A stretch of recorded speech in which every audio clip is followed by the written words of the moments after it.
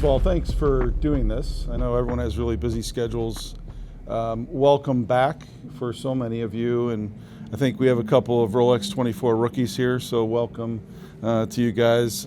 So thrilled to have this moment and to be in the room with such prestigious drivers, and that's really at the heart of what Bill France Sr. had in mind. You know, for years, NASCAR, founded in 1948, was racing on the beach. And then he had the vision for this place.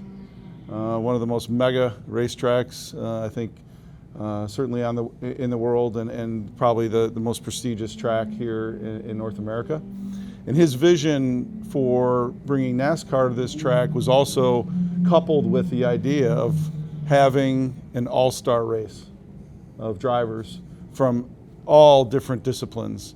And that was initially the Daytona Continental, and then of course became the Rolex 24, and next weekend we'll have the 64th running of that race. So really incredible, and to be in the room with, I think, 12 INDYCAR championships, 4 Indy 500 victories, 8 wins at this track among this group right here. And then we got AJ as well. Yeah. But 31 NASCAR victories between AJ and Connor. And so I'm so thrilled and appreciate the opportunity here. And I think I will ask AJ, you know, when did you start in NASCAR? What was your first year? 07. 07. So between Cup and Xfinity, 21 wins. Connor, when did you start? 2024. Okay, and you know, 10 wins since then. So, you know, how does that sink in, AJ? So happy I got invited to this.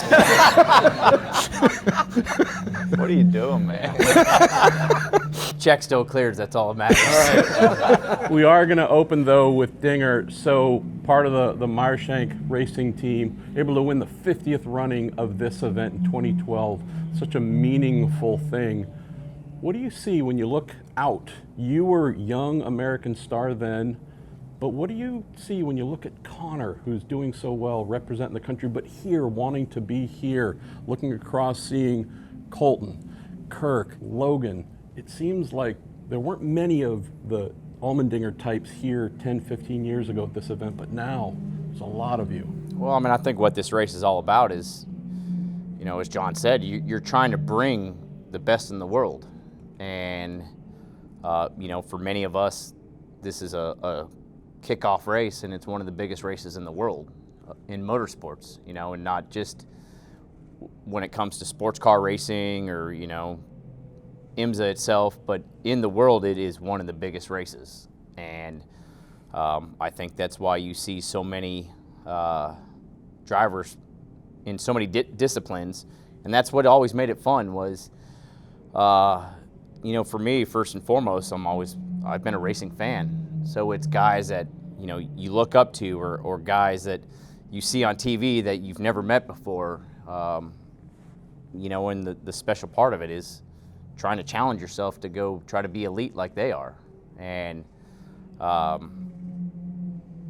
you know, it's, I mean, how many different countries are going to be represented at this race, you know, yeah, right? Like, so. Nearly 50. Yeah, so. It's amazing. And it's important in the American side of motorsports, or North America, you want to have the best drivers that you can possibly have that are from this country, and especially the young ones that are the future of the sport. So I feel very fortunate that I still get to do this.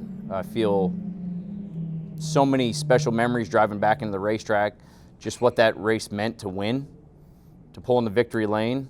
And, you know, I think part of it is, especially as single-seater guys, you have your race team, you want to celebrate with them, but, you know, you're doing it for yourself as well. But that was, to me, more than I realized what it meant, was pulling into victory lane with your teammates. That I think you probably ask all of us, what is the toughest thing about this race? You're like, I don't want to screw this up and let them down. So that was will always be one of the most special wins in my life.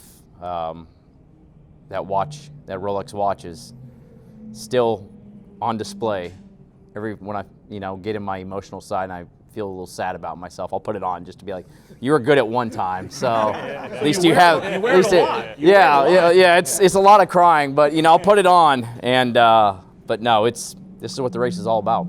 Kev, tell me about son of very legendary race car driver. You had obviously had a great career, a lot of Formula One, but second generation driver. Colton, same for you. A lot of you have fathers, mothers, brothers who've raced, but tell me about coming here. You come here to race, you're familiar with this event, but also as a little kid with your dad, you as well, and his dad and your dad were teammates at one point and have done races together. I love that lineage as well, but tell me about that, Kev, because there's some deeper connections. Yeah, I mean, this race is, always, all through my childhood, it's been like a highlight of the year, and watching my dad coming to the race, it's always special to do, do something that that meant so much as a child. I think it just gives like, it's extra special because it was fantastic as a child also.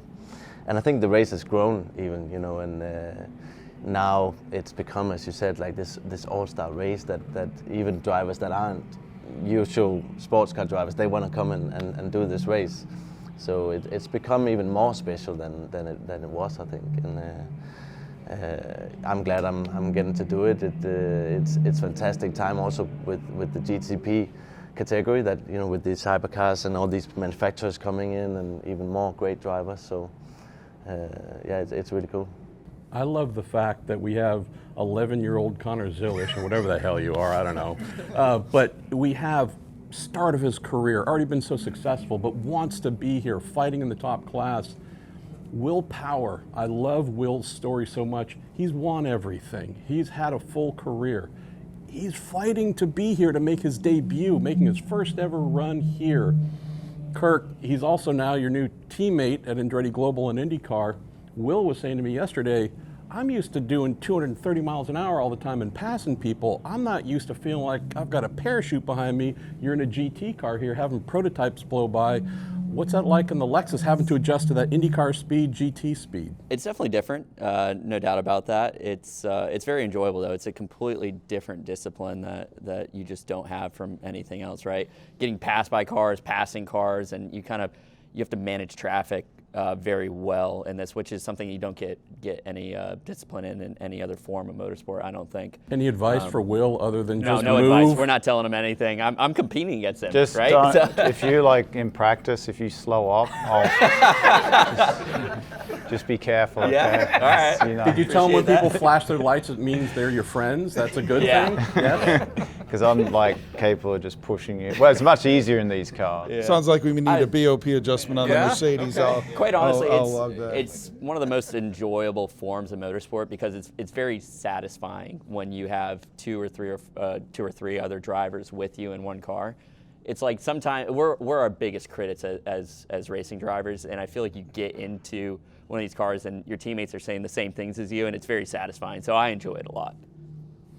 Scotty, already a legend down under with all your success in supercars, come to IndyCar, had so much success there, but this too has become very much a part of your culture. You've got to be here. You'd be at all the IMSA races if you could, but tell us about that spirit really coming from GT touring car style, but sports car racing, gone into open wheel, but you refuse to let the sports car side go.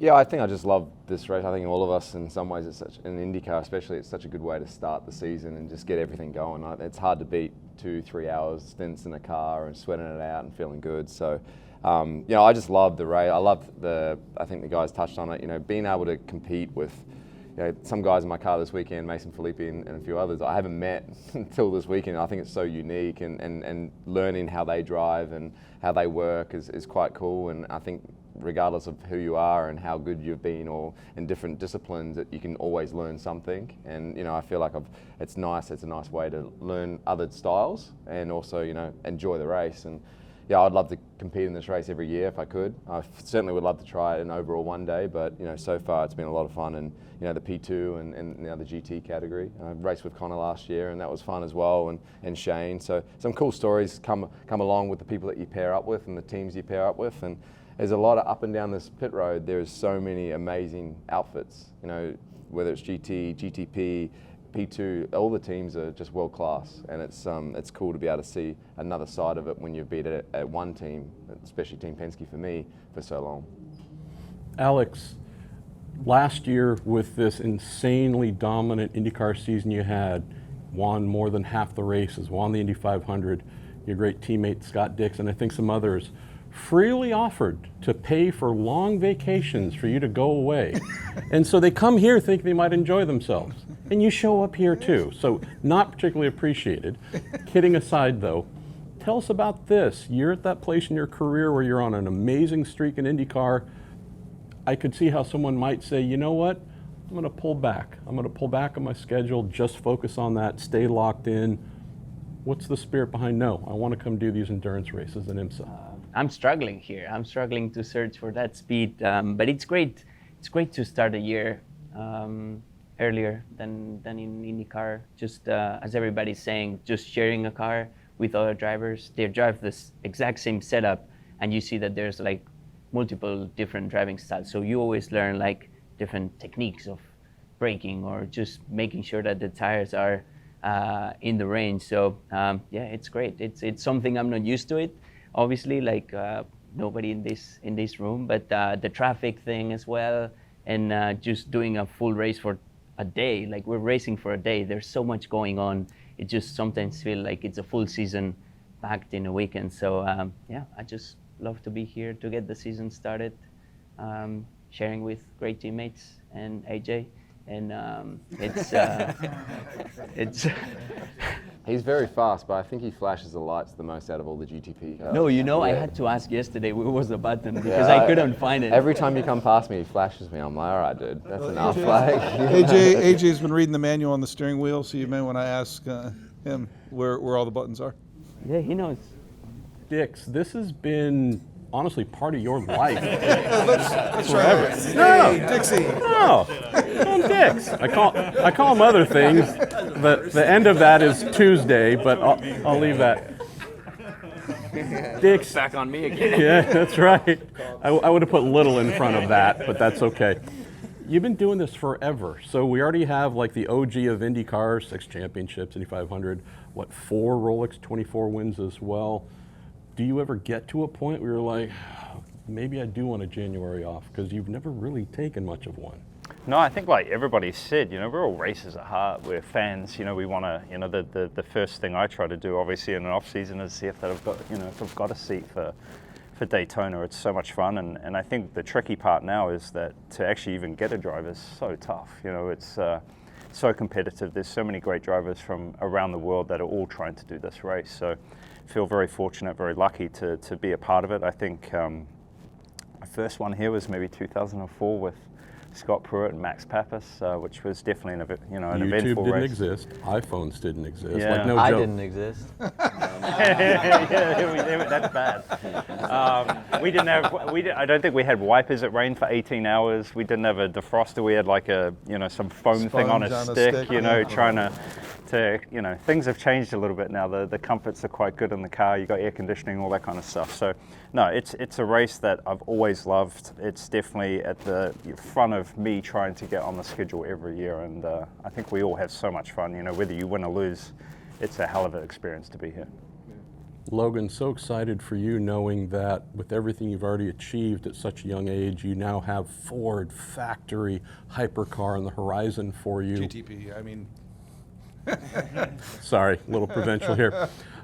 Knowing you are the last American to have competed in Formula One, knowing that Colton is wanting to follow behind you, other than your shared passion for the Formula 2 cars being the best of all time, a little bit of humor there, any advice to Colton as he starts a journey you've been on? No, I mean, Colton has many years of experience in IndyCar, and I don't think he needs too much, but you will enjoy the F2 car. It's unbelievable. A lot of turbo lag. It's a good car. But tires last forever. Like you just go hard from they'll last the whole race. Oh yeah, it's awesome. But no, I think for me, after the whole F1 experience, I really hope Colton can follow in those footsteps. It's a hectic calendar. It's very full on, but I'm sure you'll get to experience that. But yeah, for me coming back, the Ford thing's a great opportunity. I'm really looking forward to being able to develop the hypercar, being able to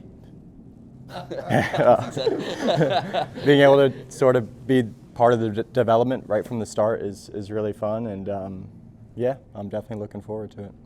Marcus, tell us about being a utility player within that Andretti Global Wayne Taylor Racing program.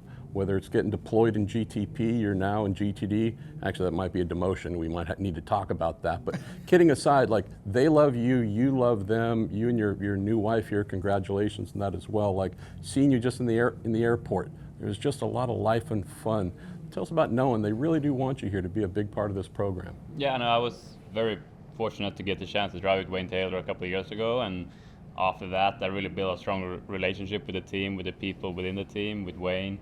And my brother races here in the U.S. as well for Wayne Taylor Racing, so it's fun to be part of that. And like you say, it's a sister team of the Andretti Global. So yeah, when I got the opportunity to come here and drive in the GTD, I was like 100% I wanted to do it. Like some of the other guys here have talked about, just sort of, we're all racers, we want to race, but also for me, putting myself out of my comfort zone. I've been racing single-seaters all my life, pretty much, and never really raced GT cars, and that was something I like, that challenge. You know, challenge yourself, try and figure out new cars. How do I optimize my driving in this car? How do I optimize getting passed all the time by bigger categories? Luckily, I raced a year in Caterham in F1, so I know how to get passed a lot. So Shots fired. Yeah, I've taken that notebook back up. But yeah, it's a fun race to be part of, and yeah, very lucky to be with a team like Wayne Taylor Racing. Kirk, you're sitting between two of your best friends. Logan obviously has reached the pinnacle in Formula One. Colton, hopefully on his way there.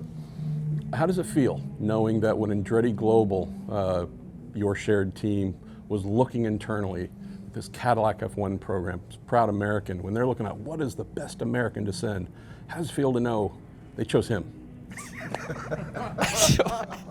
I feel like that's a shot at me. Is it? Is that a shot at me? Is it not that obvious? You think I'd say something nice to you? I know these guys have been destined for it, right? Like Logan moved over you were 12 years old when you went over, world champion in karting, went up the ranks, F3, F2, F1. I've just been US based, and I love racing here in the US. I love IMSA, I love INDYCAR, and I don't want to change anything about that, right? I get to live in my hometown and still do all these races. I live 2.5 hours south of here. Colton, on the other hand, he's done the F3 thing. He has shown a passion to move over there and really want to do this and go after the F1 thing. So I'm proud of both of them. I think it's awesome that they're getting their shot as Americans. I'm proud of them, and I'm proud of the team too, right? TWG and Andretti Global, I mean, they've done a phenomenal job. They just now come out with the car, right? We just saw it testing the other day. So it's really cool. It's proud to be a part of this time in motorsport where you see a massive team like this given a real shot to all the Europeans or the rest of the world in Formula One. Colton, tell us about this ride you've gotten on to, your life and calendar for the last many years, whether it's Indy Lights, now Indy NXT, INDYCAR. You've kind of had the set schedule. You come do this a little bit, but you're jumping into something different. What has that been like, at least in the early months? It's bizarre. I won't deny that. Like, my career path has definitely been weird the last 6 months, but it's been very enjoyable. You know, for me, it's always been very exciting to hop into new stuff.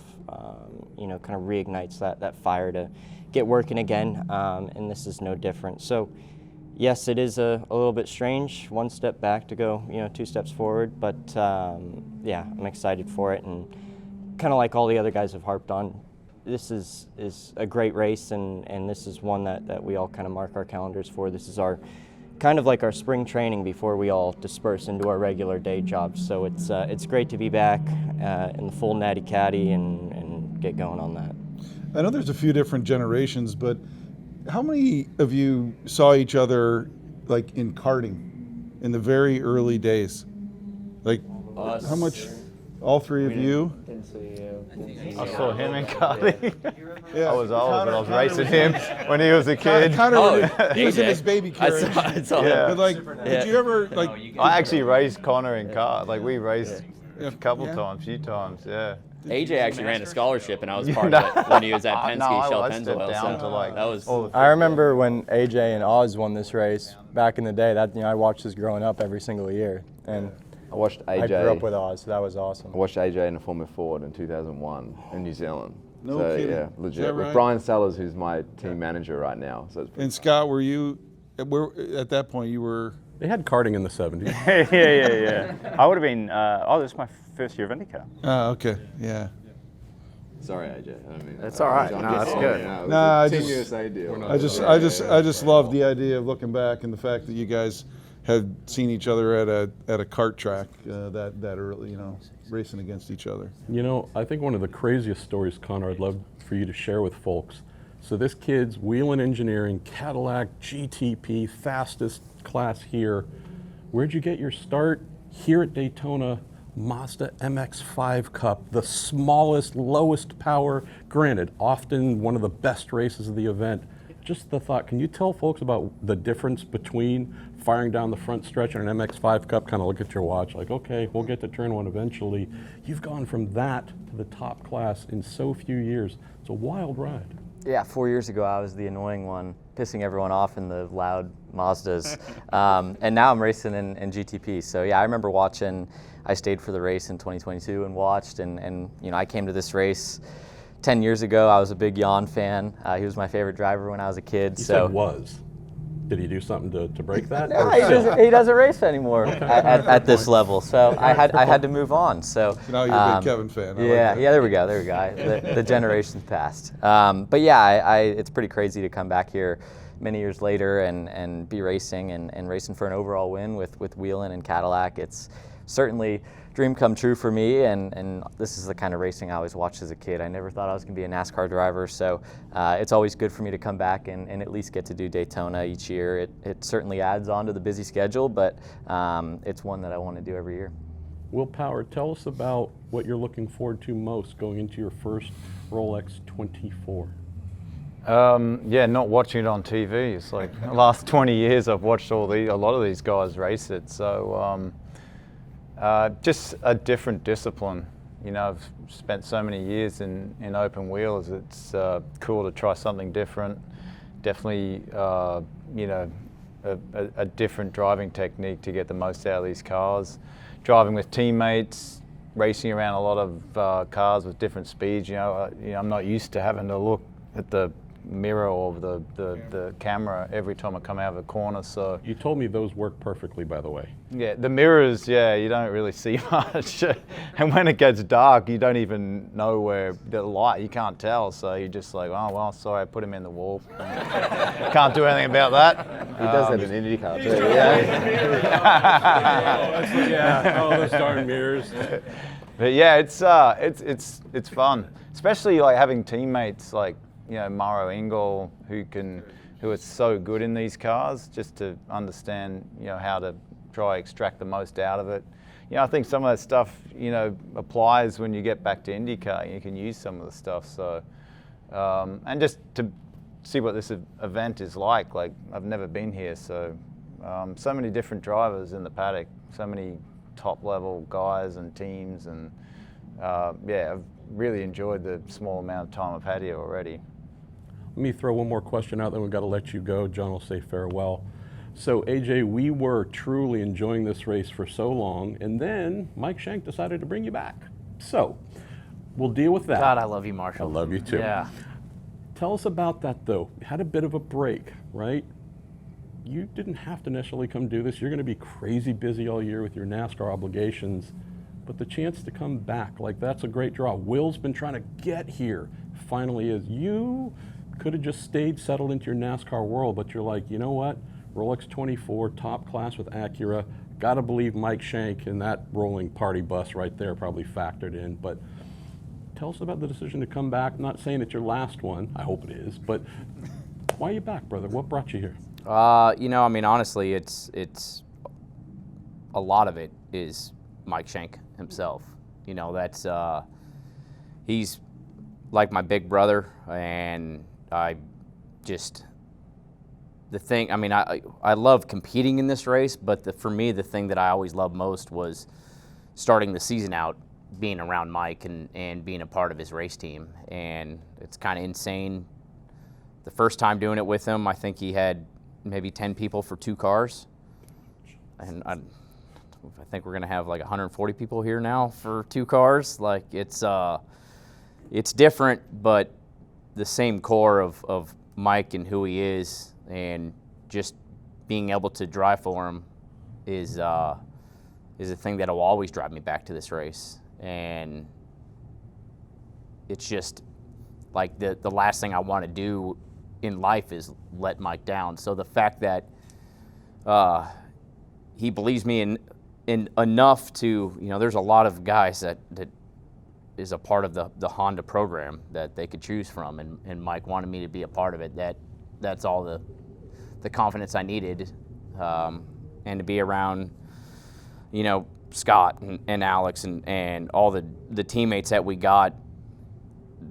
I've realized how much I missed that, and quite honestly, I'm in awe of the guys because they're so good. So just trying to get myself even close to that level, it's a great way to start the season. So.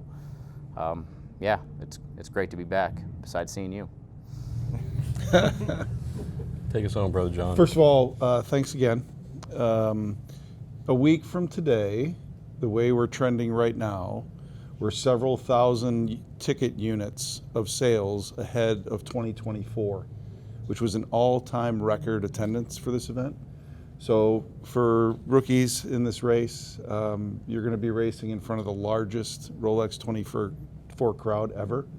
So on behalf of all those fans, thank you. And I think back to what I said at the beginning, and I know Jim France, who's the chairman and my boss, believes this, but what we're doing today is at the core value of what Bill France Sr. had in mind. When I got here, I made a promise to Jim and to Mitch Bishop, who's the son of John and Peggy, who started IMSA, that I would try to operate this with my teammates on those same set of core values. And I'm pretty certain that Bill France Sr. and John and Peggy Bishop would be incredibly proud of what we as a community are doing. And so from the heart, thank you so much for taking the time to share your stories. Thanks for being here. Thanks for having the passion to want to be in this race. And as you drive into that first horseshoe, and Scotty, I think you said how many drivers, how many countries, the flags of every one of your countries and the countries of all the other drivers are flying there. And regardless of what team you're on, what brand you're representing, we're all here for one reason, and that's passion. And of course, a Rolex Daytona Cosmograph on Sunday afternoon. So. And passing willpower. But thank you all so much, and have a great time this week. Get to the track early if you have to leave, because it's going to be heavy traffic. Thank you. Thanks, y'all. Watch us this season on NBC and Peacock.